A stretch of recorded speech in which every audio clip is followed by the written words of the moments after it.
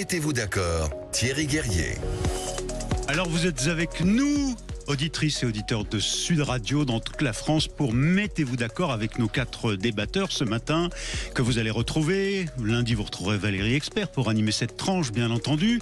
Et puis, je vous propose à toutes et à tous d'intervenir si vous le souhaitez, si vous n'êtes pas d'accord, ou au contraire, si vous voulez compléter l'analyse, le commentaire de nos invités ce matin, eh bien, vous n'hésitez pas à nous appeler au 0826 300 300. Mettez-vous d'accord avec, par exemple, au menu de nos débats, s'ils le souhaitent, et si vous le souhaitez, le premier conseil des ministres de François Bayrou, du gouvernement Bayrou, va-t-il durer? On dit que finalement, au-delà du 14, discours de politique générale de François Bayrou, et puis rentrée dès le 11 des députés à l'Assemblée nationale, eh ben, il pourrait chuter après, parce que LFI déjà a proposé une motion de censure qu'ils veulent déposer. Et puis, autre sujet, un très actif du gouvernement qui n'a pas respecté la trêve des confiseurs, c'est Gérald Darmanin, le nouveau garde des Sceaux, ministre de la Justice, qui veut s'en prendre aux grands trafiquants de drogue. Faut-il les isoler quand ils sont déjà en prison? Il paraît qu'il y en aurait une centaine qui sont très réputés. Autre sujet que je vous soumets, messieurs.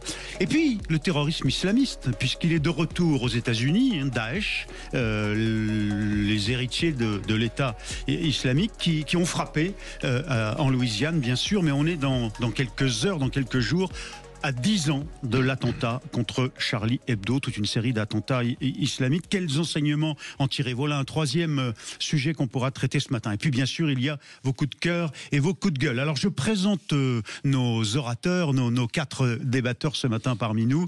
Arnaud Stéphan, vous êtes fondateur de la Note de Com. J'ose plus vous positionner politiquement, vous le ferez vous-même les uns et les autres, plutôt centristes peut-être? Non, même pas. Ah ouais, d'accord, ça commence mal.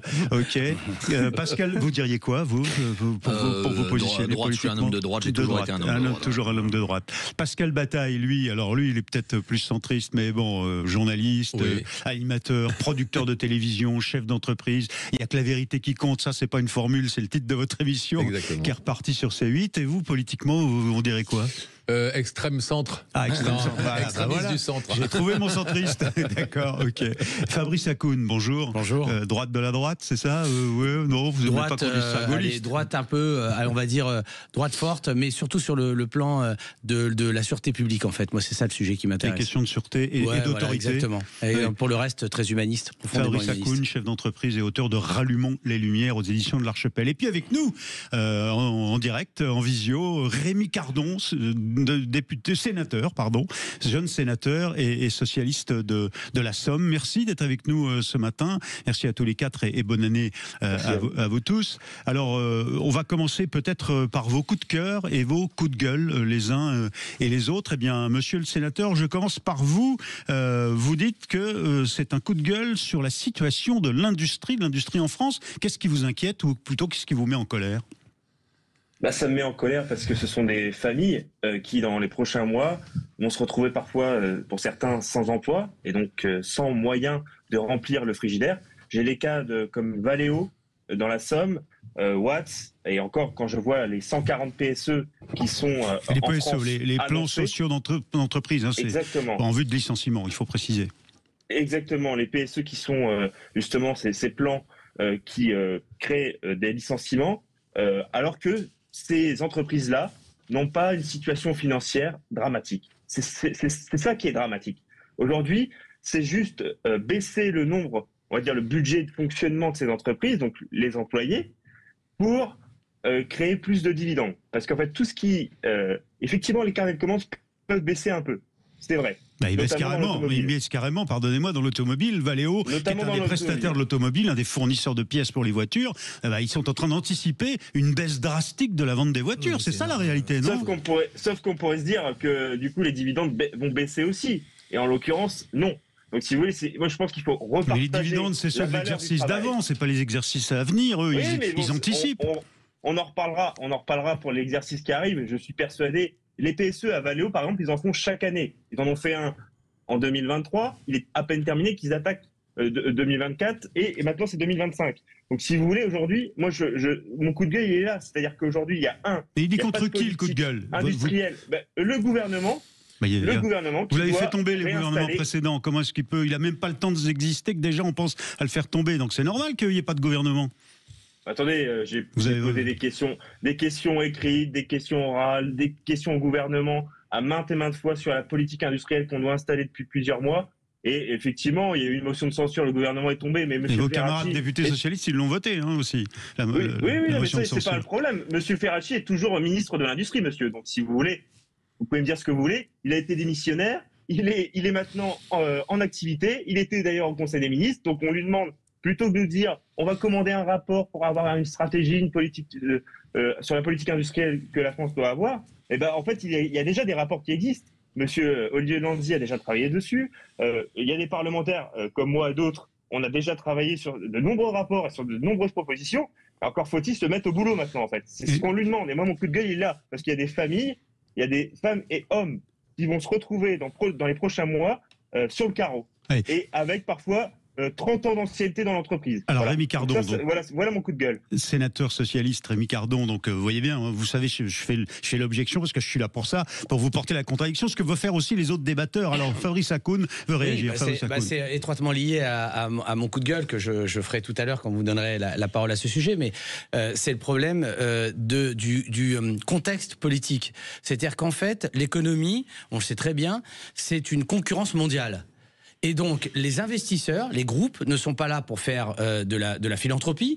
Ils sont là, effectivement, pour gagner de l'argent, pour assurer leur pérennité, et pas seulement pour distribuer pour investir aussi. Bah oui, pour investir, pour assurer leur pérennité. Vous savez que la R&D de Valeo, c'est des dizaines, voire des centaines, et la recherche et développement, c'est des centaines de millions d'euros qui créent de la valeur. Et donc, qu'est-ce qui se passe aujourd'hui? La France n'est pas une terre d'accueil pour les investissements. C'est ça la réalité. Et on va en parler tout à l'heure avec le coup de gueule sur la transition énergétique. La France n'est pas une terre d'accueil pour les investissements. C'est une blague, là. Donc, non, c'est une réalité, monsieur. C'est une réalité. Monsieur. Écoutez le dernier. Attendez, vous coupez pas la parole. On laisse finir Fabrice Hakoun, vous répondez Rémi Cardon. Ces derniers jours, le patron de Total, le patron de BNP et le patron d'Engie, au sujet de la transition énergétique, ils sont en train d'investir ailleurs parce qu'en France, c'est 2 fois plus long de monter une usine de batterie. C'est une réalité. Donc, si les politiques faisaient leur boulot de créer un contexte favorable aux investissements, j'ai fait 2 ans partie du Conseil stratégique pour l'attractivité à l'Élysée, justement, qui se réunissait autour de l'attractivité de l'économie française. Et la réalité, c'est celle-là. Donc vous la tournez comme vous voulez, et c'est pas parce que vous filez des subventions locales pour monter des usines que ça a marché, c'est tout le contraire en fait. Rémi Cardon, votre réponse, puisque attendez, il me semble que justement en France, on a une politique de R&D, de recherche et développement qui est plutôt efficace. Il y a quand même des crédits d'impôt. Il y en a même certaines entreprises qui en abusent. Justement. Et alors, excusez-moi, monsieur, mais pour le cas de Valeo, la R&D, notamment à Amiens, avec des centaines d'emplois pour 2025, c'est à peu près 220 emplois. Il y a juste à traverser la rue. Le site pour produire, il est juste en face. Eh ben non, on préfère fabriquer en Turquie, monsieur. Voilà. C'est ça la réalité. Pourquoi la R&D et la fabrication, c'est pas exactement la même chose. Arnaud Stéphane va vous répondre aussi. Fabriquer en Turquie alors qu'il y a juste à traverser la rue pour produire en France. Arnaud Stéphane va vous répondre. On veut faire plus de profit, monsieur. Arnaud Stéphane. C'est la simple réalité. Moi, je comprends une partie même en tant qu'homme de droite, je comprends une partie du coup de gueule de monsieur le sénateur. En effet, ça, c'est une conception. En effet, je pense qu'il y a eu depuis trop longtemps une dérive des grands groupes. Je parle pas des PME, qui pour moi sont le cœur vraiment de l'économie française, mais des grands groupes, à aller porter la cibille tout le temps en train de demander des aides, et qui a transformé le capitalisme en un capitalisme sur fonds publics, et ça, je suis pas d'accord. En France, mais que en France, je parle de la France. Ensuite, sur le reste, là où je ne partage pas l'avis de monsieur le sénateur, c'est que ce sont des lois qui, depuis des années, des règlements et des transpositions de règlements quelquefois beaucoup plus dures que les transpositions du droit européen. On va plus loin en France que l'Europe n'impose les nouvelles règles. Nous empêchent de réindustrialiser. Ça nous empêche de réindustrialiser parce que vous avez l'artificialisation des sols. Vous ne pouvez plus installer une nouvelle usine. Vous ne pouvez pas agrandir votre usine. Vous avez l'ADEME qui vous dit non, faut pas faire ça, pas à cet endroit-là. Voilà, oui, mais exactement. Qui vous dit vous ne pouvez pas faire ci, vous ne pouvez pas faire ça. Ensuite, il y a eu un pari pendant très longtemps qui a été de dire il faut sortir du nucléaire. Résultat des courses, on n'a pas une énergie abondante et peu chère. On a fait le contraire. On fait des économies d'énergie. Non, pas l'économie d'énergie. Ce qui marche, c'est une énergie propre et abondante pour faire tourner, parce que c'est un véritable avantage concurrentiel. Voilà. Donc il y a plein de choses quand même. Et puis l'emploi, c'est compliqué en France parce que la formation professionnelle a été loupée. Enfin, oui, il y a Vous voyez, des par dossiers, exemple, il y en a ce plein. matin, Arnaud Stéphane, Ouais. Rémi Cardon, Fabrice Hakoun, Pascal Bataille, nos 4 débatteurs. Ce matin, le Figaro titre voiture, logement, toutes ces règles que vous évoquez, ces normes qui appauvrissent les Français bien parce sûr. qu'elles corsettent les entreprises. Non, on reprend ce débat dans un instant, mais nous, on a notre modèle économique. À la radio privée, c'est les pubs, il faut bien les passer. C'est privé. Rémi Cardon et les autres, je vous repasse la parole tout de suite. Mais d'abord, la pub, vous êtes sur Sud Radio, ça s'appelle Mettez-vous d'accord. Et là-dessus, on est tous d'accord. Et c'est à tout de suite. Mettez-vous d'accord, Thierry Guerrier. Ah bah dites donc, pour cette 3e journée de 2025, on vous souhaite à toutes et à tous encore une très bonne année. Eh bien nos 4 débatteurs, c'est parti fort avec un coup de gueule du sénateur socialiste de la Somme, Rémi Cardon, qui défend Valeo, qui est une entreprise qui est sur sa zone, et Valeo, qui est un des grands prestataires de l'automobile, un des meilleurs au monde d'ailleurs, hein, qui invente des nouveaux objets dans les voitures. Bah, Valeo aujourd'hui risque de fermer certains de ses sites de production en France, et notre ami sénateur Rémi Cardon a poussé son coup de gueule en disant tout ça c'est parce qu'ils veulent protéger leurs dividendes. Fabrice Hakoun a répondu bien non, c'est pas pour protéger les dividendes, c'est pour protéger l'avenir et les investissements. Et puis Arnaud Stéphane n'était pas d'accord. Vous vouliez, Arnaud, le sénateur Rémi Cardon va répondre, mais vous vouliez compléter un peu vos objections que vous faites Non, mais à notre encore une fois, débatteur il y a socialiste. toute une partie, je l'ai dit encore une fois en introduction, je le partage. Je pense aussi qu'il y a une psychologie des grands groupes qui pousse à ça. En revanche, il y a des grandes tendances, et vous parliez d'automobile, on en parlait en off, c'est pour ça, mais l'automobile, en France, on fabriquait 2,5 millions de voitures, on en fabriquera que 1,5 million cette année, à cause de l'électrique, parce que ça ne se vend pas, et que c'est trop cher, et que donc, quand vous avez 1 million de voitures en moins, vous n'avez pas besoin de vos fournisseurs, et vous avez Valeo, il reste chez lui avec ses pièces détachées et sa R&D. Quoi. Alors, Rémi Cardon, c'est au tour de Pascal Bataille de répondre à votre coup de gueule. Hein, puis vous répondrez après. Je partage pas mal des choses qu'on dit, à la fois Fabrice et Arnaud notamment, mais je vais rajouter quelque chose à l'intention de notre ami sénateur, c'est que d'une part, une politique industrielle, ça se fait pas en 6 mois. Dans un Il faut leur État laisser le comme temps la de France, s'installer et pas les censurer tout le temps. Il me semble que Macron, il est là depuis 7 ans, monsieur. Il me semble que ceux qui étaient aux responsabilités il y a quelques années, c'est notamment effectivement le mouvement et le parti de Rémi Cardon, d'une part, et avant évidemment les Républicains avec Sarkozy. Donc ça se fait pas en 6 mois une politique industrielle. Donc on ne reproche pas à un gouvernement effectivement de ne pas prendre les mesures qu'il faut. Surtout quand il a été nommé le 23 décembre. Il a été nommé il y a quelques jours et il est toujours pas vraiment en manette. C'est son premier conseil des ministres en ce moment même. Et la deuxième chose, c'est que, et je le dis en tant qu'homme effectivement plutôt de centre-gauche, c'est que quand on veut vraiment influer sur la politique d'un pays, on ne refuse pas d'entrer dans un gouvernement qui aurait pu être un gouvernement de rassemblement et d'énergie regroupée de toutes les forces républicaines et démocrates de ce pays. Et on reste pas à la porte pour juste compter les points et éventuellement le faire tomber à la première occasion. Voilà. Et Rémi Cardon, alors vous fallait que le PS, vous y alliez, vous aviez des propositions, on vous disait venez dans le gouvernement, assumer une politique industrielle par exemple. Pourquoi vous n'êtes pas allé? C'est ce que nous dit Pascal Bataille. Excusez-moi, mais moi j'ai comme principe, je ne vais pas prendre un poste juste pour prendre un poste. Non, mais c'est Moi, pour servir la France, pas juste pour prendre un poste. C'est parce que j'ai une feuille de route claire, avec des propositions claires qui sont posées sur la table, avec peut-être même des compromis qui peuvent être mis en place. On a tout essayé, monsieur. Tout essayé. Il y a eu un budget qui a été voté, qui a été rejeté du coup par le RN et le bloc central, enfin soi-disant central, et ce budget, il a été voté. Il y a des amendements qui ont été votés du côté socialiste. Il y en a 130. Tout a été rejeté par un 49.3 derrière. Donc si on peut nous donner des leçons, des personnes qui ne veulent pas travailler, se mettre au boulot, travailler dans un rassemblement. Moi, je fais pas des rassemblements où ça ressemble à rien à la fin. Parce que, en fait, la Macronie, pendant 7 ans, c'est quoi? On fait semblant. C'est pas la Macronie, vous avez fait chuter le gouvernement Barnier au bout de quelques semaines, donc c'est pas un gouvernement, on fait rien, c'est quelques semaines plus tard. Motion de censure, dehors. Les LR sont avec les macronistes depuis bien longtemps. Sur le projet de loi immigration, sur le PLFSS rectificatif, donc le projet de loi de finances rectificatif sur les retraites qui a été effectué il y a quelques mois maintenant, après 13 manifestations, des millions de personnes dans la rue, etc. Je ne vais pas le rappeler, mais c'est bien de le rappeler de temps en temps. Et ben, tout ça, ça a été à chaque fois un non ferme, aucune ouverture. On est dans une espèce de monologue où on veut juste protéger quelques privilégiés qui gagnent très bien, qui se sont enrichis pendant les crises, notamment du Covid et autres. Et pendant ce temps-là, on laisse la France qui va mal. Bah oui, mais c'est désolé. Ils trouvent comme excuse à chaque fois que. J'ai une question.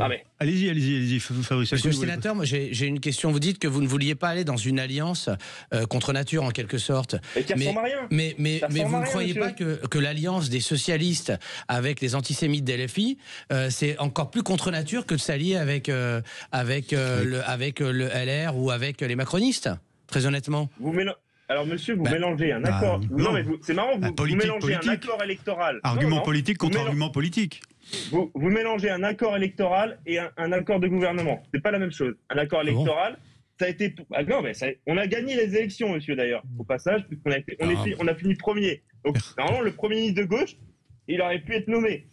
Ça n'a pas été le cas. Vous répondez pas sur l'alliance avec LFI. Vous répondez pas sur l'alliance avec LFI. C'est une alliance totalement contre nature. Moi, je pense qu'il y a beaucoup plus de proximité aujourd'hui entre les centristes de l'UDI ou les plus modérés d'LR et les socialistes qu'entre les socialistes et LFI en réalité. Donc c'était l'alliance de la carpe et du lapin. Alors, si vous voulez, on va se parler franchement. Est-ce qu'on est d'accord sur les retraites? Non. Est-ce qu'on est d'accord sur les salaires? Non plus. Donc si vous voulez, je veux bien. Moi, je m'occupe des gens. Hein. Je m'occupe des gens qui se retrouvent en difficulté et qui se posent des questions comment ils vont payer leurs factures d'électricité et comment ils vont remplir leur frigo. Moi, c'est ça, ma seule boussole.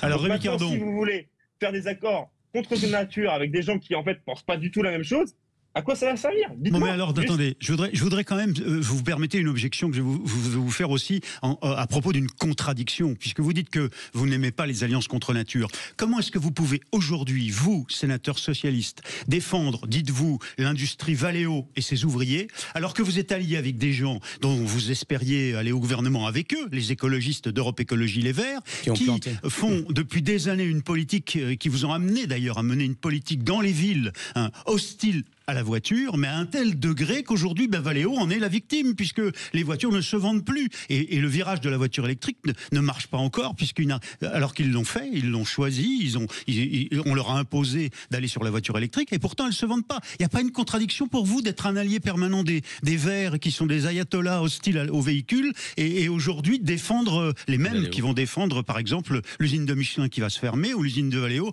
qui est menacée? Alors là, excusez-moi, mais de faire des comparaisons de ce genre, alors qu'on sait très bien que ça date pas d'hier quand même, l'orientation européenne sur la voiture électrique pour atteindre un renouvellement du parc automobile d'ici 2035, ça date quand même de quelques années maintenant, il me semble, sauf erreur de ma part. Donc maintenant, c'est juste, le problème, il est que, effectivement, vous le dites très bien, les Français n'ont pas les moyens de se payer ou de louer. Non, mais attendez, vous le dites très bien. Les Français n'ont pas les moyens de se payer ou de louer une voiture électrique parfois. Et oui, dans certains cas. C'est peut-être la question sur laquelle il faut se pencher, en fait. Comment ça se fait qu'on en arrive là? C'est parce qu'on n'a pas préparé, en tout cas, le parc automobile électrifié à le rendre accessible à un marché de consommateurs, en fait, des Françaises et des Français. Là aussi, il y a une immense contradiction, monsieur le sénateur. Encore une fois, moi, je pense que le Parti socialiste est et sera très certainement dans les années qui viennent encore une grande force de gouvernement, mais il y a quand même une éclipse un peu curieuse. Le Parti socialiste a été encore une fois aux affaires. Il a protégé et poussé l'industrie dans les années 80 et 90. Et il y a eu le virage, en effet, avec cette alliance avec les Verts. C'est très compliqué, monsieur le ministre, parce qu'aujourd'hui, vous nous parlez de voitures électriques. Ces voitures électriques, elles sont fabriquées en grande majorité au charbon. Oui, en Chine. La réalité de l'électrique, c'est que nous sommes en short claquette au milieu de la neige. Nous avons des concurrents qui fabriquent des voitures très peu chères, avec encore une fois des normes sociales et environnementales qui n'ont rien à voir avec les nôtres. Les journaux ce matin disent que le concurrent chinois de Tesla va le dépasser, et donc c'est en effet des voitures fabriquées en Chine, donc à l'industrie électrique qui vient du charbon. Voilà, donc c'est le paradoxe. Et en plus, encore une fois, avec des normes. Il y a eu un documentaire passionnant sur Arte, vous voyez, comme quoi sur Arte, sur ce qu'était l'exploitation des mines en Chine. avec des lacs d'acide, etc. Enfin, je veux dire, on peut penser que l'électrique c'est bien. Moi, j'ai rien contre l'électrique. Je pense que l'électrique, ça sert, c'est très nécessaire.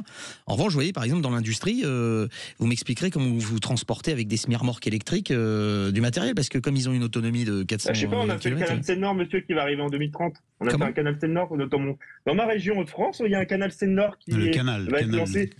Oui, canal Seine-Nord. Et qui notamment permettra de transporter les batteries. Je vous parlais du transport, et en France, il y a du poids lourd. Alors il faut peut-être mettre les chauffeurs de poids lourd au chômage. Pas tous à la fois.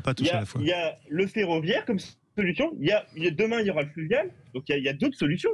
Et des fleuves, vous les transportez où comment les batteries, monsieur le sénateur? Non, mais là, on parlait de la voiture individuelle, hein, Pardon. Voilà, mais une fois que vous avez...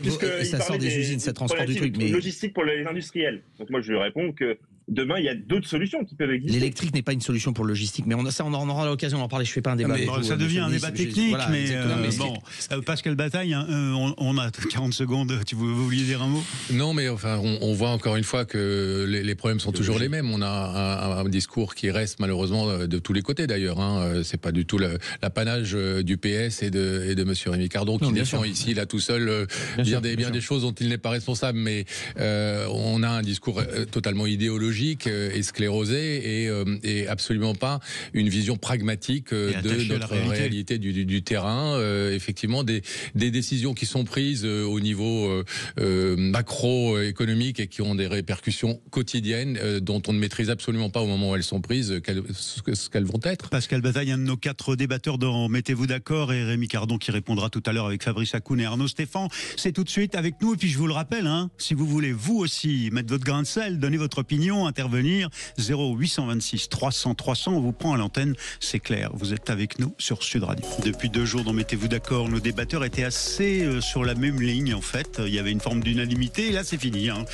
Ce 3 janvier 2025, eh bien, on a retrouvé nos habitudes de débat assez virulents quand l'un de nos 4 débatteurs, le sénateur socialiste Rémi Cardon, sénateur de la Somme, nous dit coup de gueule contre Valeo qui risque de virer des gens parce qu'ils veulent protéger leurs dividendes. Réponse de Fabrice Hakoun, de Pascal Bataille et d'Arnaud Stéphane qui sont nos 3 autres débatteurs ce matin. Fabrice Hakoun, vous avez répondu à Rémi Cardon et vous avez vous-même un coup de gueule ou un coup de cœur sur la transition énergétique. C'est plutôt un coup de gueule, mais qui est très lié d'ailleurs et pour le coup on va se rejoindre.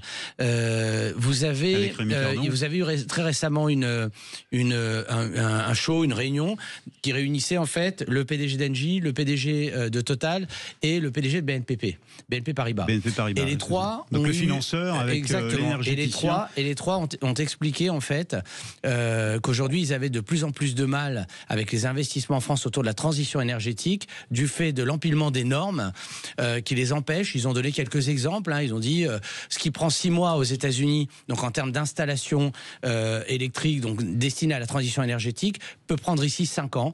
Et donc on est dans un univers mondialisé. Et il a donné un exemple encore plus proche de nous, puisqu'ils ont donné entre autres l'exemple d'une usine Tesla, une méga usine de batterie qui devait être construite en France. Et devant les délais qui ont été annoncés du fait de l'empilement administratif, c'est finalement en Allemagne qu'elle va se faire. Donc pays au niveau de vie équivalent au nôtre et frontalier. Donc on ne peut pas dire, non, c'est pas l'autre bout du monde, c'est pas un pays à bas coût, etc. Donc on a un vrai problème, et là je parle aussi aux responsables politiques, on a un vrai problème avec cette folie normative. On est hyper administré pour une efficience qui est une efficience lamentable. Et ça, il va falloir que ça change parce que ça obère l'emploi, ça obère la réindustrialisation de la France. C'est une réalité, tout le monde le vit. C'est pareil, là on parle de ça, mais c'est pareil dans le logement.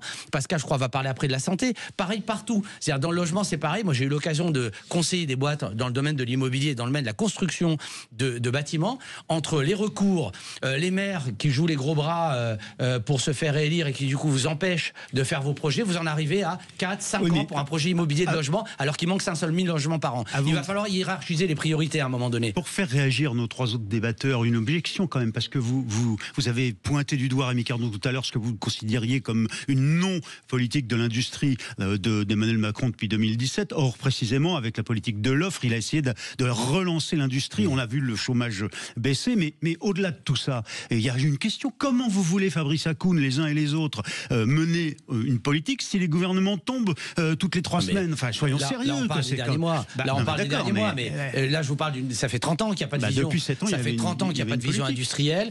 Ça fait 30 ans. On a l'exemple avec l'énergie. On parle de l'énergie. On a l'exemple typique. On veut booster le véhicule électrique. On ferme une centrale nucléaire. Enfin, c'est quand même extraordinaire, ça. On a un auditeur, Simon. Vous êtes là, Simon ? Oui, bonjour. On a eu le débat sur la voiture électrique il y a quelques instants et ça vous fait réagir. Donc vous êtes à quel endroit, Simon ? Je suis à Perpignan. À Perpignan, magnifique. Alors, on écoute bien Sud Radio. Alors l'électrique, qu'est-ce qui vous fait réagir sur l'électrique ? L'électrique, de toute façon, ça a été une décision européenne irréfléchie, sans prendre en considération les causes sur l'industrie automobile, qui en Europe est quand même un des secteurs essentiels, pas uniquement en Allemagne et en France, puisqu'il y a effectivement des usines partout sur des pays de la communauté européenne. Et de toute façon, je trouve que c'est de toute façon une décision qui est contre-productive. Au-delà de l'aspect écologique, comme l'a dit l'un des intervenants, le véhicule électrique, il a une raison d'être, mais bon, sur des particuliers, des petits trajets, des choses comme ça. Ouais. Mais il n'a pas de raison d'être en étant l'élément majeur de toute la mobilité maintenant. On sait très bien que pour certains secteurs, ça sera inapplicable et que d'abord ça coûte horriblement cher. Et oui, en plus c'est fait ailleurs parce qu'on nous impose des normes ici qui ne sont pas celles que produisent les Chinois, par exemple, ou les Américains.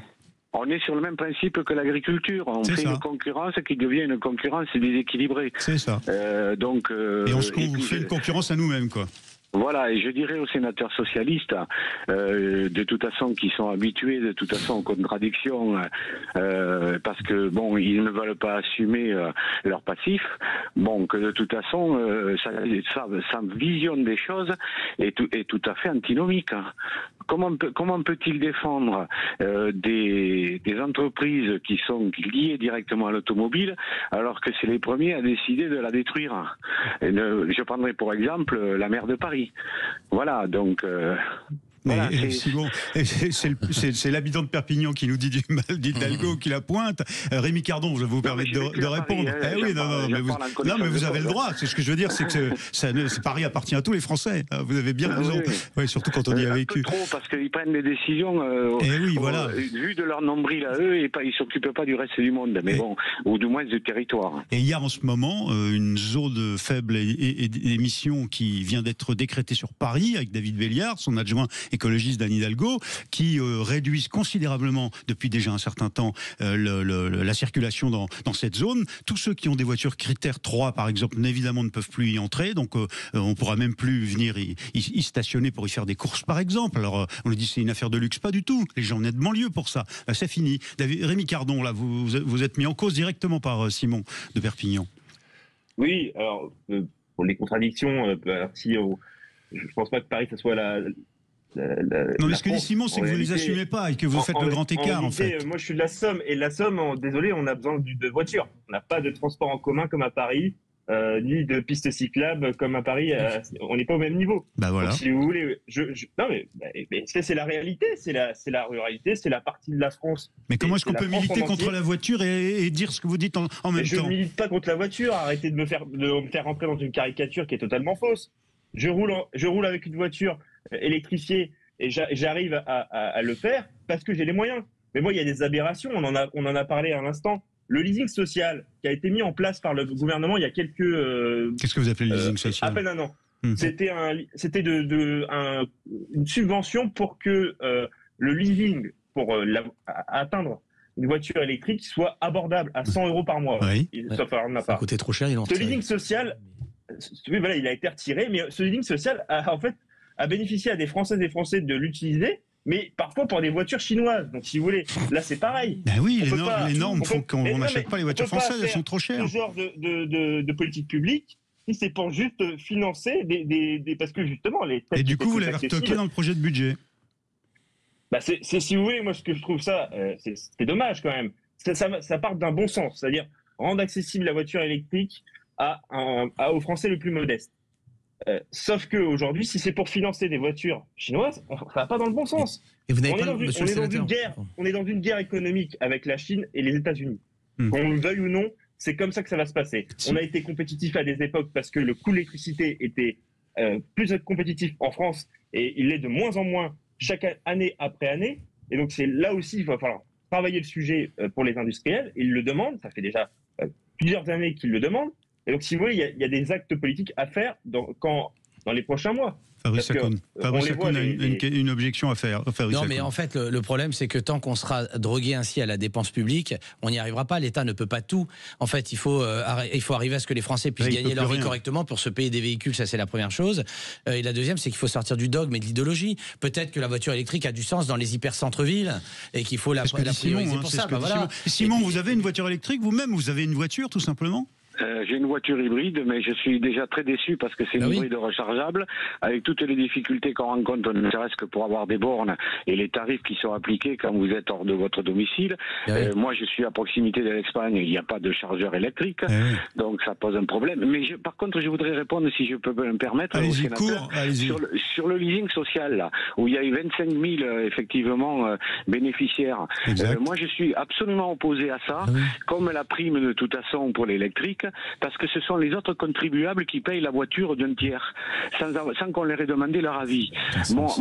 Moi, simplement, il y a une chose très simple, j'appelle ça de toute façon de l'écologie punitive, puisqu'on ne demande pas l'avis aux contribuables, et on décide de favoriser une industrie qui vient de notre pays, qui est un concurrent direct et qui va nous faire énormément de mal, comme elle l'a dit là, effectivement, justement. Mais non, c'est tout et son contraire. C'est des choix complètement irréfléchis. Alors, Simon, il se trouve, je fais un témoignage personnel, si j'ose dire, à côté de Simon, j'ai fait la même expérience que vous, une voiture hybride, et quand on est dans une zone où il n'y a pas de quoi recharger et qu'on la recharge pas, eh bien imaginez-vous qu'on pollue plus qu'un véhicule simplement à 100% essence. C'est le comble, et donc je partage totalement, Simon, votre expérience. J'ai fait la même et on a vu le résultat. Alors, Arnaud Stéphan? Oui, il y a, là aussi, vous parliez, monsieur le sénateur, de l'énergie et du prix de l'énergie, et ça joue évidemment un rôle très important. Pour des raisons pareilles, idéologiques, pour des raisons d'alliance politique, on a fait plaisir aux gens, et d'ailleurs le macronisme, depuis son arrivée au pouvoir, a renforcé cela. On a augmenté de manière artificielle le coût de l'énergie. La transition écologique, pour passer à l'économie du prix du gaz, notamment. Le marché. La transformation du système électrique en France pour pouvoir permettre aux énergies dites renouvelables de pouvoir rentrer sur le circuit électrique, ça a coûté 150 milliards d'euros. Et ça coûte encore 150 milliards d'euros.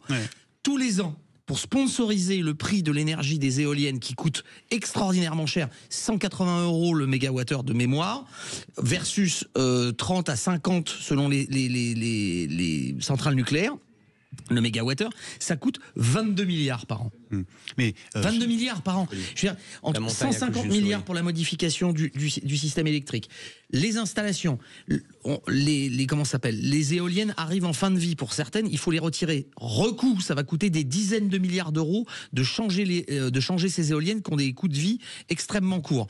Donc attention, encore une fois, on parle du coût de l'énergie, mais pour l'industrie et pour les véhicules, c'est un rôle majeur. C'est un coût d'entrée. Je laisserai Rémi Cardon répondre après la pub. Je dois, pour l'honnêteté intellectuelle, dire qu'il y a toute une série d'experts qui nous disent que ça y est, ça s'est inversé, et que le surcoût pour l'EPR, par exemple, le surcoût pour un certain nombre de centrales classiques, a fait qu'aujourd'hui, pour ceux qui sont installés, une centrale photovoltaïque, le soleil ou centrale éolienne, le coût est bien moindre, il a baissé et ça s'est rééquilibré. C'est un débat très technique, mais c'est pour dire que je défends pas les renouvelables, parce que voilà, mais en l'occurrence dans le débat, et Rémi Cardon le dira peut-être tout à l'heure après la pub, vous êtes là avec nous tous les quatre pour Mettez-vous d'accord. Sud Radio, Mettez-vous d'accord, Thierry Guerrier. Avec les auditeurs et les auditrices de Sud Radio, on remercie Simon de Perpignan qui est intervenu il y a quelques instants sur l'antenne. Et si vous voulez le faire aussi, parce que vous n'êtes pas d'accord avec ce qui se dit ici, ou qu'au contraire vous voulez appuyer l'un de nos débatteurs, et notamment le sénateur socialiste Rémi Cardon, sénateur de la Somme, eh bien vous n'hésitez pas, 0826 300 300. Il y a en régie notre équipe technique qui vous accueille bien sûr pour vous mettre à l'antenne si vous avez une objection intéressante. Donc avec nous Rémi Cardon, sénateur socialiste de la Somme, Fabrice Hakoun, chef d'entreprise entreprises. Rallumons les lumières, un livre qu'il a publié à l'Archipel. Pascal Bataille, l'animateur et le producteur de télévision. Hein. On connaît son émission sur C8 qui est repartie du feu de Dieu. Et puis Arnaud Stéphan, fondateur de l'agence La Note de Com et qui me disait tout à l'heure très à droite. Voilà, pour se positionner. Homme de droite assumé. Voilà, homme de droite assumé. Voilà, donc homme de gauche assumé et homme de droite assumé. Rémi Cardon, on a évoqué les problématiques de l'industrie. Et là, Pascal Bataille, vous allez voir, on est un peu aussi dans les difficultés administratives et qui ont des conséquences très concrètes pour les Françaises et les Français, et notamment pour notre santé. Pascal Bataille. Oui, parce qu'on le dit depuis le début de l'émission, c'est à la fois un coup de cœur et un coup de gueule. Le coup de cœur, c'est, alors vous savez, ceux qui me retrouvent régulièrement dans cette émission, et merci de m'y accueillir souvent, savent quel est mon engagement pour la recherche sur la maladie de Charcot, la sclérose latérale amyotrophique auprès de l'ARSLA. Cette maladie auto-immune qui tue au bout du compte. Une maladie qui est aujourd'hui mortelle, qui avec une espérance de vie de 3 à 5 ans pour les personnes diagnostiquées et dont on avait jusqu'à ces derniers mois aucun traitement qui permette ne serait-ce que de retarder un peu les effets. Alors, et puis là, découverte. Il y a eu une découverte qui donne enfin de l'espoir, en tout cas pour les formes génétiques, certaines formes génétiques de la maladie. Alors les formes génétiques de la maladie ne représentent malheureusement que 10 à 15% des cas, mais c'est déjà ça. Et donc pour certaines formes génétiques, on a un traitement qui s'appelle le Qalsody. Le Qalsody. Qalsody. A été inventé par quel labo? Alors je ne saurais pas vous le dire, désolé. C'est pas un labo français en tout cas. Non, c'est pas un labo français. Non, c'est pas un labo français, mais effectivement, ça permet. C'est la première fois qu'on a un vrai espoir avec la maladie de Charcot, parce que ça permet pour ces personnes atteintes de ces formes génétiques de la SLA de ralentir de façon très avéré l'évolution de la maladie. C'est la première fois qu'on fait vraiment un progrès notable pour la maladie de Charcot. Et qu'est-ce qu'on constate? Eh bien que la Haute Autorité de Santé en France empêche l'accès pour ces malades-là concernés à ce traitement. Alors il y a eu effectivement, grâce aux pressions de l'ARSLA notamment, une dérogation pour 12 mois, mais ce n'est que pour 12 mois, et on n'est pas sûr que ça puisse continuer. Donc on empêche pour des problèmes de normes, pour des problèmes de principe de précaution qui nous étouffe depuis tellement d'années dans tous les domaines. Fabrice le rappelait tout à l'heure.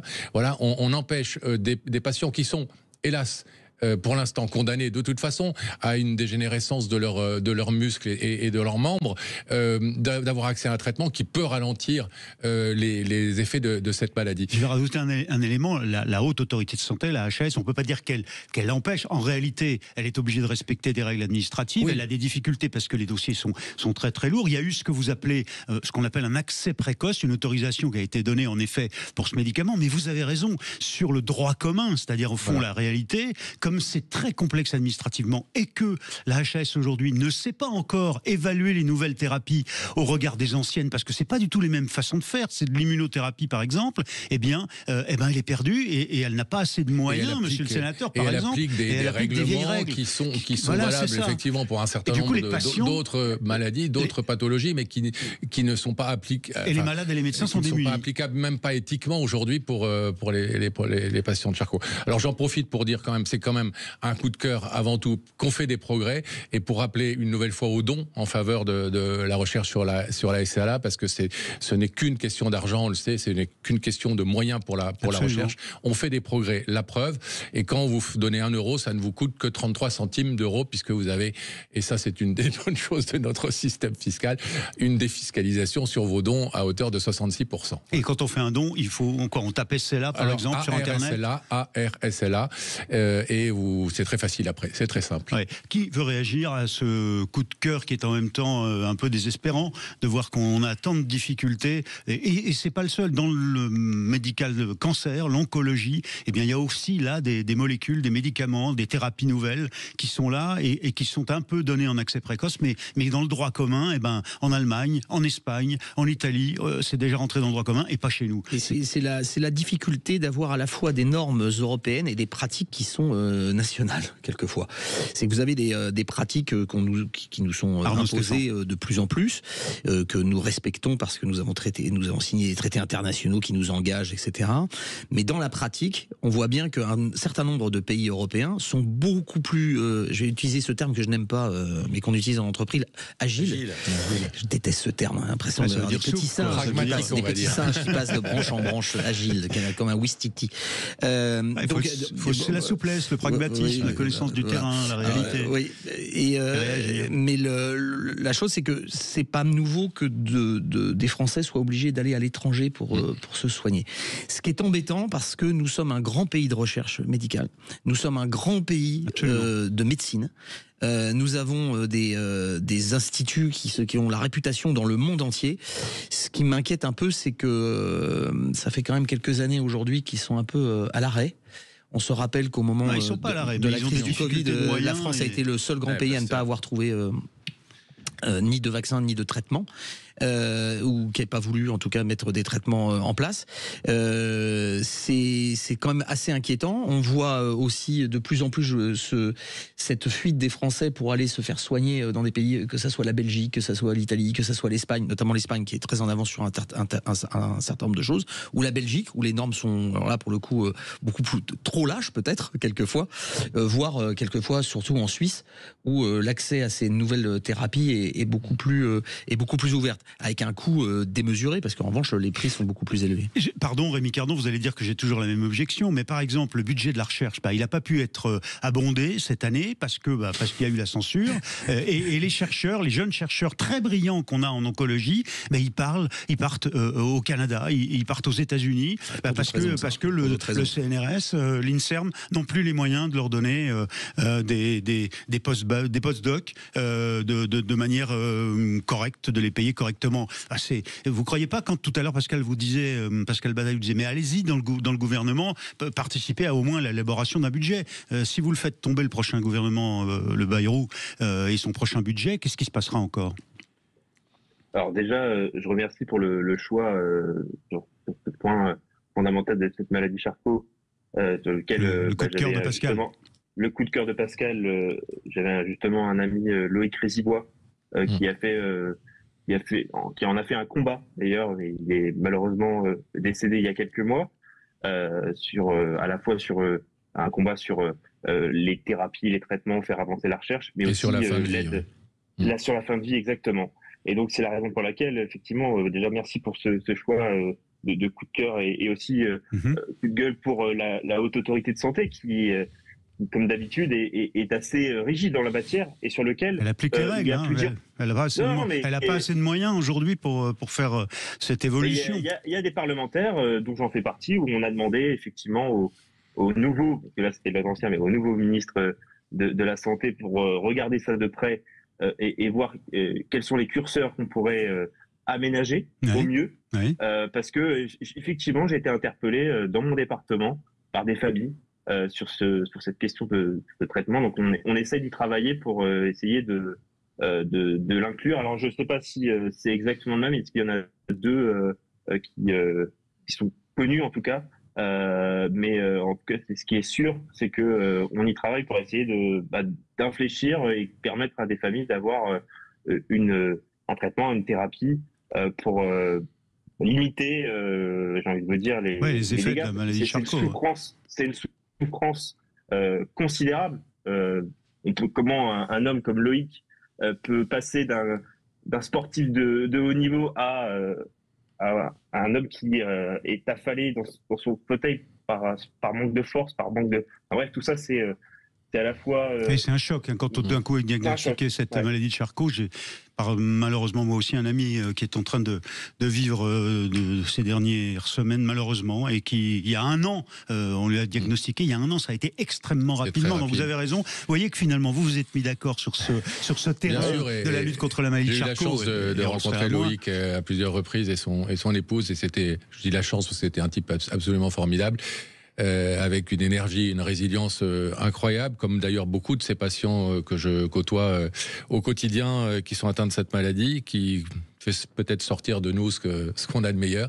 Et effectivement, combien on a eu de ministres de la Santé cette année, Thierry, comment voulez-vous que des politiques c'est pas faute, comme par exemple Yannick Neuder, qui est l'actuel un des ministres de la Santé, il est cardiologue à Grenoble, il est très compétent, donc c'est pas faute d'avoir de la compétence. Il faut leur laisser le temps d'agir. C'est ça, donc là c'est sur la critique politique, mais on va pas la refaire, Rémi Cardon, tout de suite, vous avez déjà répondu. Je voudrais juste, on a encore 2 minutes, Arnaud Stéphane, venir à votre coup de gueule à vous. Alors là, c'est une affaire qui était énorme en Grande-Bretagne, dont on parle pas ici. Expliquez-nous. Votre coup de gueule à vous, c'est quoi? Alors, je vais d'abord commencer par une citation d'un grand quotidien de ce matin.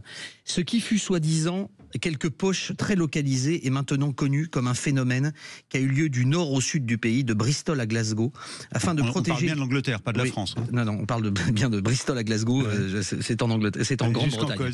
En Grande-Bretagne, jusqu'en Écosse. Voilà, exactement. Afin de protéger les relations entre les communautés, le pouvoir public ont mis en place une immense opération pour cacher la vérité. C'était aujourd'hui dans le Télégraphe, le grand quotidien anglais, et c'est sous la plume de Robert Jenrick. Il parle d'une affaire monstrueuse qui a eu lieu en Angleterre. Ce sont des viols qui ont été réalisés. Des viols, quelquefois des meurtres, mais surtout des viols de jeunes filles anglaises qui ont été violées pendant des années en Angleterre, sur près de 10 ans. On parle de milliers de victimes. Et ça sort seulement maintenant, c'est ça? Alors, ça a commencé à sortir il y a à peu près 7-8 ans. Mais aujourd'hui, les dossiers tombent, puisqu'il y a une nouvelle affaire qui est arrivée, qui s'appelle l'affaire de Rochdale, et qui touche un nombre relativement moindre de victimes, mais... Comme il y a un événement, je vais en parler dans 2 secondes, qui aggrave en vérité cette affaire. On parle de 47 victimes sur des affaires précédentes. Telford, 1500 victimes. Telford, c'est 1000 victimes. Non, ce sont des groupes, des gangs de violeurs, souvent des gangs de violeurs d'origine pakistanaise, la plupart du temps. Ah, voilà où vous voulez en venir. Exactement. C'est qu'en vérité, ça va remettre le feu aux poudres de la guerre raciale en Angleterre. Et surtout, les victimes sont souvent des jeunes filles extrêmement fragiles, issues des communautés les plus populaires, ouvrières, blanches du nord de l'Angleterre. Et pourquoi est-ce que vous en faites aujourd'hui votre coup de gueule? Parce que en quoi ça nous concerne directement en France? C'est passionnant, c'est un sujet, une histoire, si j'ose dire, très intéressante. Parce que justement, en France, les seules fois où on a parlé de cette affaire, on a parlé de quelques centaines de victimes. Ouais, donc on ne dit pas tout. On ne dit pas tout, surtout que, alors je vais vous citer encore une fois, c'est Lord Person, à la Chambre des Lords, a parlé de 250 000 victimes sur les 10 dernières années. Eh ben, dites donc, 250 000 personnes violées, jeunes filles violées en Grande-Bretagne. On y reviendra peut-être après les infos de midi. On y va tout de suite et on se retrouve pour Mettez-vous d'accord. On le commentera ou pas. Et puis bien sûr, la politique en France.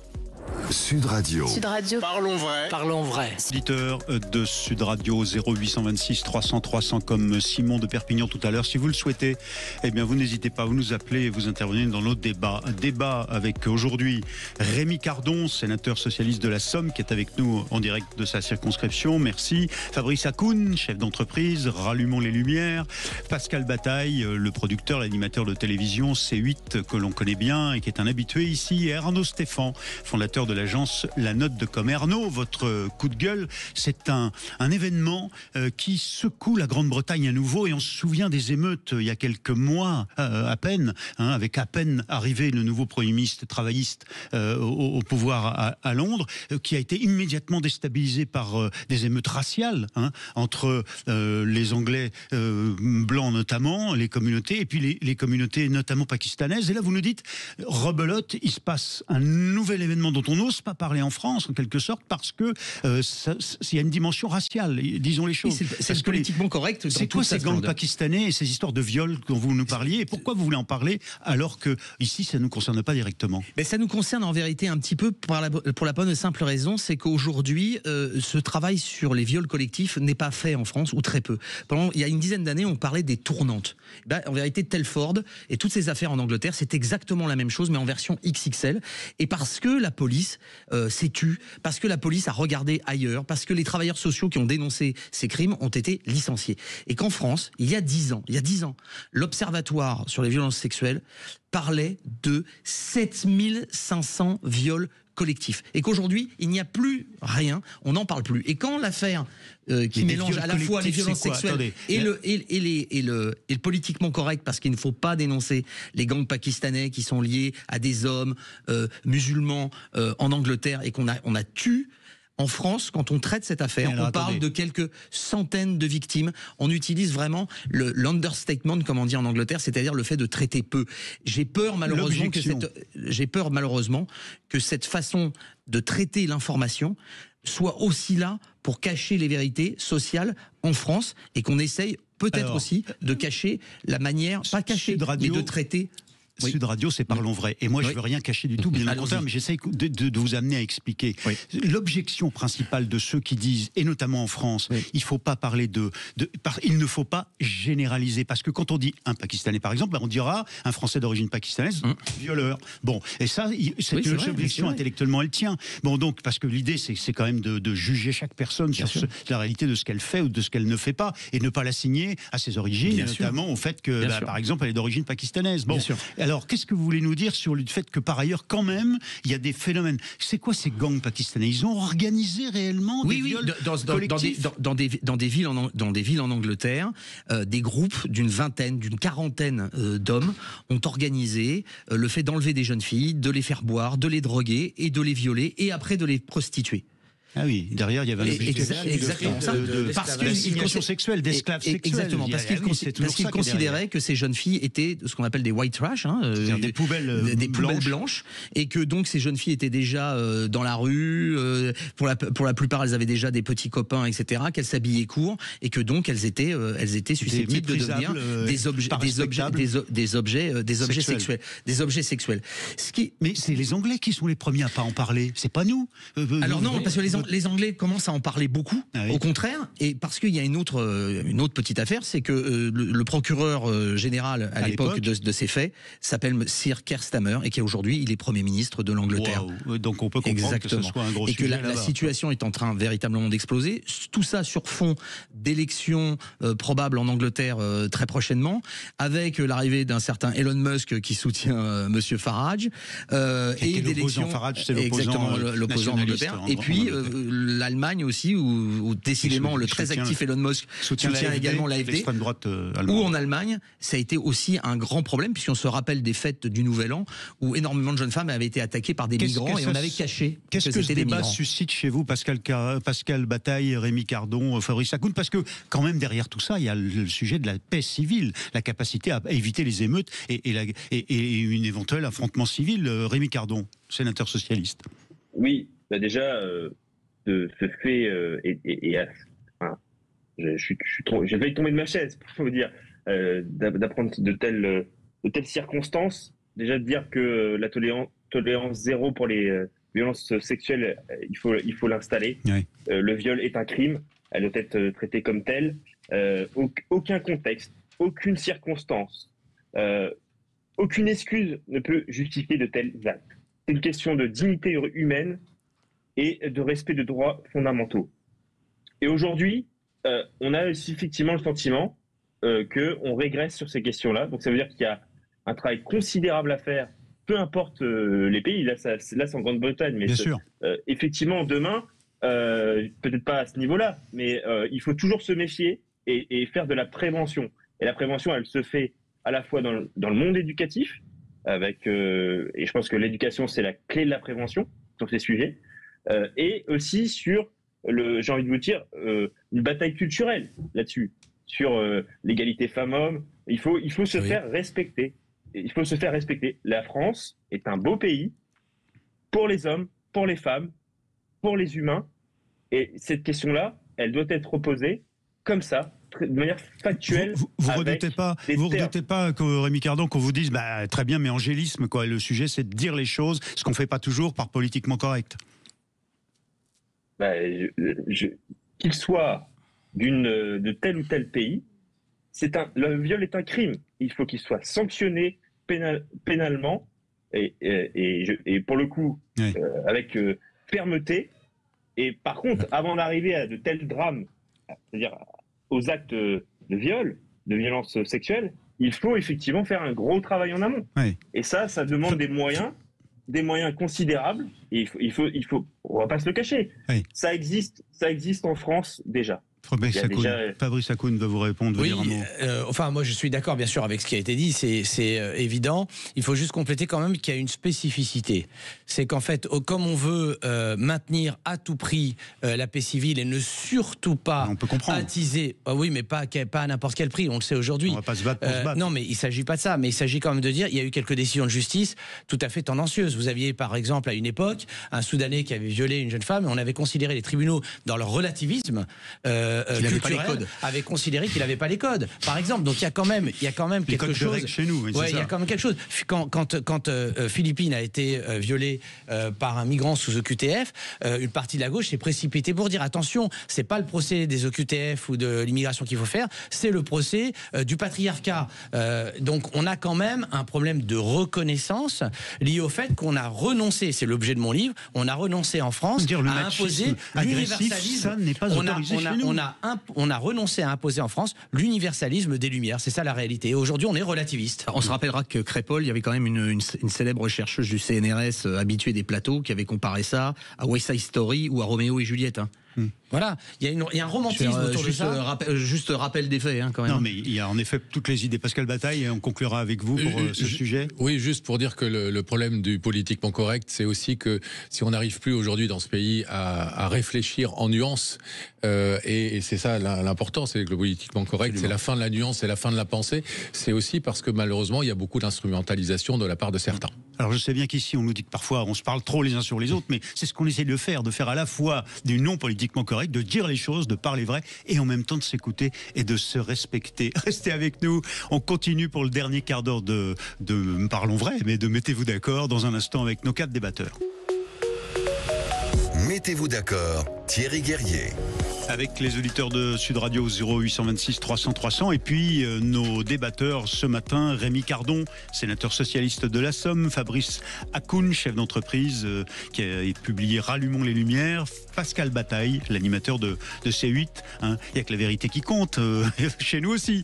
Et puis il y a Arnaud Stéphane, fondateur de l'agence La Note de Com. Je voudrais vous demander de réagir maintenant tous les 4 à l'hyperactivisme en quelque sorte du ministre de la Justice, Gérald Darmanin, qui hier encore était au Beaumet à Marseille, et qui, pour défendre notamment les directrices et le personnel pénitentiaire de la prison des Baumettes, menacés par les trafiquants de drogue.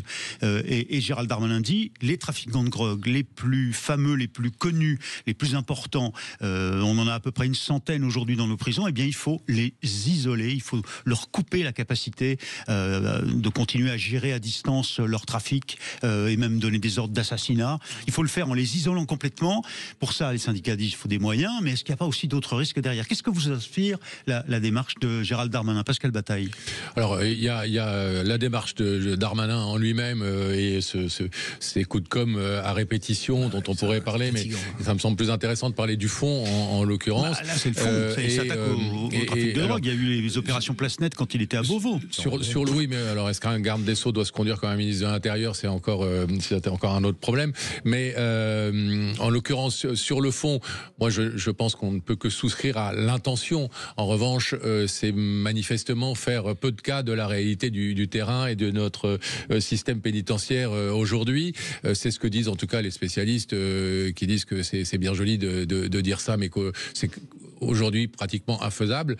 On ne peut pas le réaliser, quoi. On peut pas le réaliser. Qu'on a tout un tas de problèmes. C'est quand même un sacré aveu d'échec, hein, Pascal, non? Mais bien sûr. Et quand moi j'ai lu aussi dans ce que dit Darmanin et confirmé par des syndicats pénitentiaires, etc., que il y a un problème qu'on a perdu la guerre contre la corruption dans les prisons. La corruption à petit niveau, c'est-à-dire au niveau des gardiens, etc.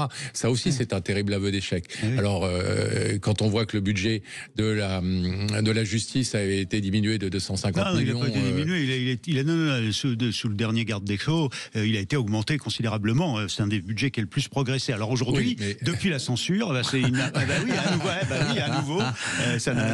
Alors, qu'est-ce que Rémi Cardon, ça vous inspire la démarche de Gérald Darmanin? Ça m'inspire pas grand-chose. C'est du Gérald Darmanin tout craché, c'est-à-dire déjà un garde des Sceaux qui se comporte comme un ministre de l'Intérieur, ça vient d'être dit, et puis surtout un discours musclé sans les muscles. C'est-à-dire qu'aujourd'hui, ce qu'on attend d'un garde des Sceaux, c'est de construire une politique globale avec, alors effectivement, des partenariats avec l'intérieur, mais une stratégie globale pour lutter contre le narcotrafic, c'est police, justice et prévention. Il y a ces 3 mots-clés qui doivent être traduits par des politiques publiques, et ça peut se traduire parce que, en réalité, il y a 2 approches. Il y a une approche de fermeté et d'intelligence. Et quand je dis intelligence, c'est dans le bon sens. Il y a aussi beaucoup de travail à faire en termes de coopération internationale. Parce que là, quand on s'attaque aussi à certains niveaux dans les trafics, ça va bien au-delà de nos frontières. Et donc, c'est la raison pour laquelle il va falloir travailler aussi sur ces sujets-là au plus haut. Alors, bien sûr, ces grands trafiquants, il faut aussi savoir tarir les financements, agir aussi bien évidemment, parce qu'ils profitent, désolé, mais ils profitent d'un terreau où des causes sociales et économiques sont fragiles pour justement alimenter leur trafic. Désolé, ils profitent de ça. Mais les grands trafiquants, mais les grands trafiquants de drogue ramener ça tout de suite à la sociale, ça a fait sourire ici dans le studio. Hein, non, mais c'est une réalité. Arnaud Stéphan, vous répondez.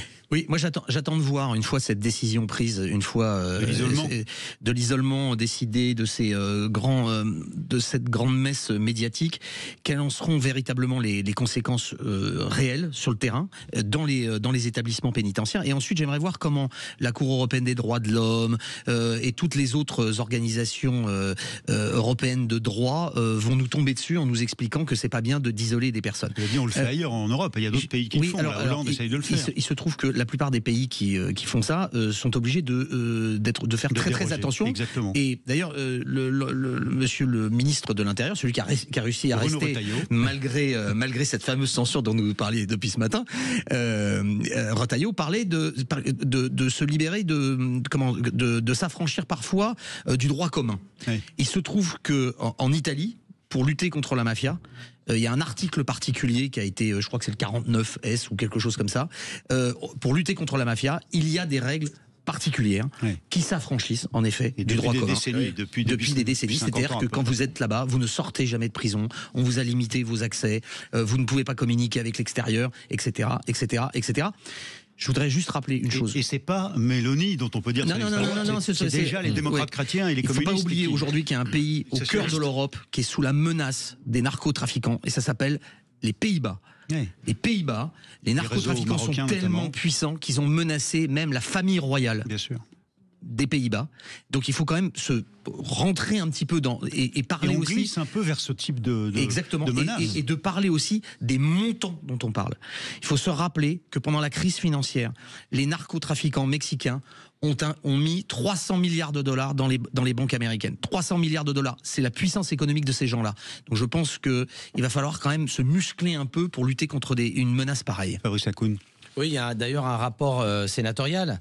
J'ai oublié le nom du sénateur. Un rapport sénatorial. Jérôme Durin. Qui fait office de référence sur ce sujet, et j'espère qu'il va être suivi, parce que malheureusement les rapports des parlementaires, qui sont très souvent d'une excellente qualité, sont très rarement suivis. On se rappelle du rapport Péruchot sur le financement des syndicats. Mais il propose dans ce Sénat d'ailleurs d'isoler oui, absolument. Il propose entre autres, en fait, il propose pour une fois une vision systémique, parce que c'est ça le vrai problème. C'est un sujet multifactoriel. Oui, mais alors, pardon, je ne vais pas défendre Gérald Darmanin, mais justement, il rebondit sur un rapport sénatorial dont il a l'air de vouloir mettre en place certaines des propositions. Porte ouverte en disant qu'il faut isoler des grands bandits du narcotrafic. Bien évidemment, il ne faut pas leur mettre des Internet dans leur cellule. Mais la seule chose, c'est est-ce qu'il va le faire? Parce que je rappelle quand même que les Plasnet XXL ont été une fumisterie, la réalité. C'est celle-là, parce qu'il faut mettre les moyens derrière. Donc moi, c'est pas le propos que je dénonce, c'est est-ce qu'il va le faire, sachant que tout le monde parle en disant il a sa casquette d'ancien ministre de l'Intérieur,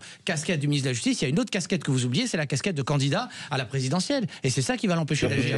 Vous êtes tous d'accord finalement avec Rémi Cardon, Oui. c'est de la prise de parole musclée sans les muscles. Voilà, je reprends la formule du sénateur. Eh bien écoutez, d'abord, je voudrais vous remercier d'avoir tous les quatre accepté de nous rejoindre ici et puis depuis la Somme dans ce studio pour Mettez-vous d'accord. Vous serez à nouveau à partir de la semaine prochaine, des semaines à venir, les invités Rémi Cardon, Fabrice Hakoun, Pascal Bataille, Arnaud Stéphane, les invités de Valérie Expert dans ce Mettez-vous d'accord, dans lequel aussi nos auditeurs peuvent intervenir, vous le savez, au 0826 300 300. On va parler dans un instant dans l'œil de l'expert, la dernière tranche entre midi et demi et 13h avant qu'André Bercos ne revienne lui aussi la semaine prochaine. Eh bien, on va parler de l'islamisme 10 ans après l'attentat de Charlie Hebdo. Est-ce qu'on a tiré tous les enseignements de cet attentat et tous ceux qui ont suivi Toulouse en amont et puis bien sûr Montrouge, le supermarché cachère, l'hyper cachère, tous ces attentats et puis bien sûr le Bataclan.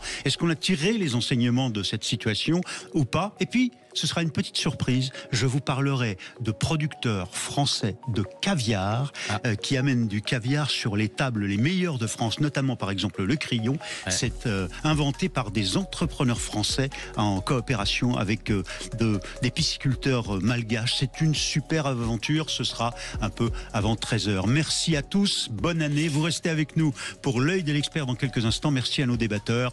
À bientôt.